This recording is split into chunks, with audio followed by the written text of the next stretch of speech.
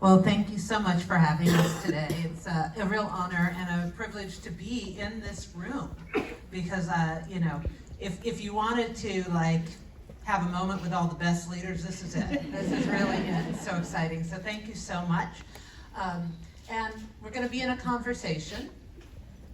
Good luck to us. In this conversation. Right, yeah, we're in a conversation.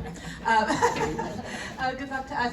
First off, I want to thank the other panelists who have spoken today because just brilliance, and I could listen to them all day, and I could actually listen to Seema all day.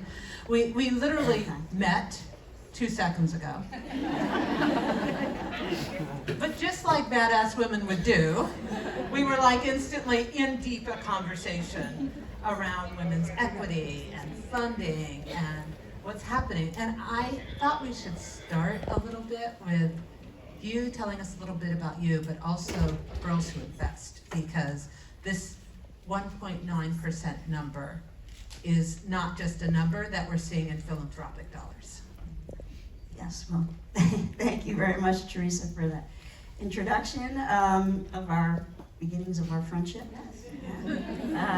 You'll find us later at the bar. Yeah, that's right. First, I'd like to thank all of you for being here, but especially to Amplify Her Foundation and Marty and Laura for being big supporters of Girls Who Invest. We really appreciate that very much, and thank you for inviting us here. We have our CEO, Catherine Kolscher, May Calderon out there on our team.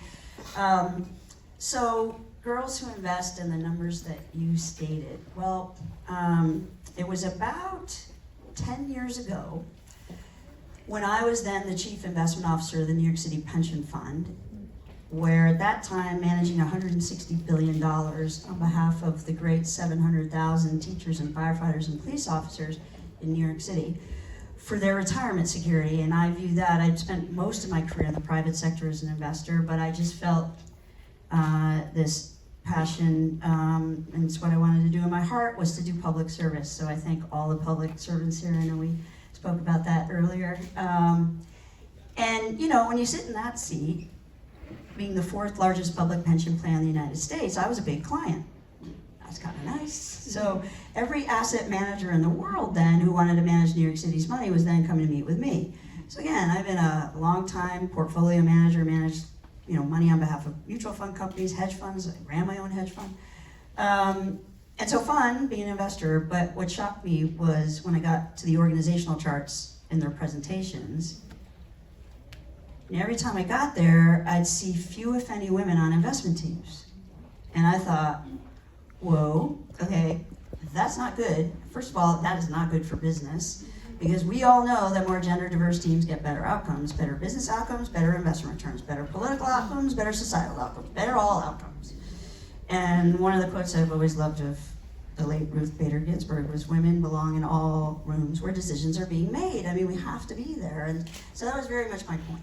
Because, to your numbers, of the roughly $100 trillion invested professionally globally, women manage less than 2%, and women of color, we don't even show up. So again, let's go back to, we're trying to make really hard investment decisions on behalf of a lot of people in the world that are relying on us and counting on us to get it right every year. And what I said to the leadership of our business, which, there are a lot of great men in our industry. I could never have done Girls Who Invest. We could never have done it without the great men in our industry. But, really to sit them down and say, this is a serious problem. And what I hear from you is we have a pipeline problem. And of course, we've heard that many times before.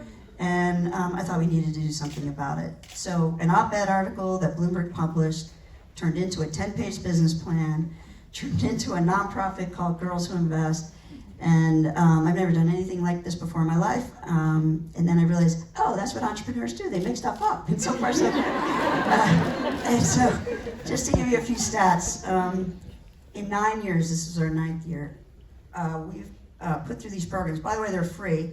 Daughter of Indian immigrants. My parents came from India to the U.S. over 60 years ago with $8 in their pocket. And so when I decided that I was going to start this thing called Girls Who Invest, which was then clearly to find all women across the United States, studying at all colleges and universities, all ethnic backgrounds, all socioeconomic backgrounds, all majors of study. I don't know about you guys, but I was a psychology and philosophy major in college. I never took a finance or accounting class ever until I got to business school, and I love being an investor. So we found all those women with a handwritten application that I wrote that's still the same today. And 9 years in, 3,000 college women have gone through our programs. The best part is, okay, so 75% of those women are staying in the investment business. We start when they're freshmen and sophomores in college. So think about that. I started with 30 women. This past summer we put 600 women through our programs. We already have 1,000 women working full-time on some of the best investment teams in the world. Okay? It's really cool. We need to do a lot more, and now I say that's the industry about retentions. That's a whole nother topic.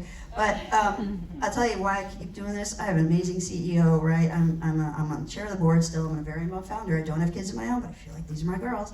And I want to help them navigate all these situations once we bring them in, because that's also another big issue to keep them in, is that 3,000 women, 80% women of color. They come from over 200 different colleges and universities. And by the way, my industry decided all the talent was in 4 colleges. And 2-year investment banking programs. And I thought, you guys, I'm an investor like you. Would we ever narrow our investment opportunity set to this? No. So then why would we ever narrow our talent opportunity set to this? No, we wouldn't. But we're all just lazy, so let's do the work. So I said, all right, I'll do the work. Okay, so 200 different colleges and universities. 30% of these women are first-generation college students. 40% of the women identify as socioeconomically disadvantaged on our application. And then 100 different majors of study. So we are taking the English majors, philosophy majors, biology majors, and the business majors. So with all that diversity, 75% staying in, 1,000 women working full-time. This is just awesome, right? So I think we're just beginning though.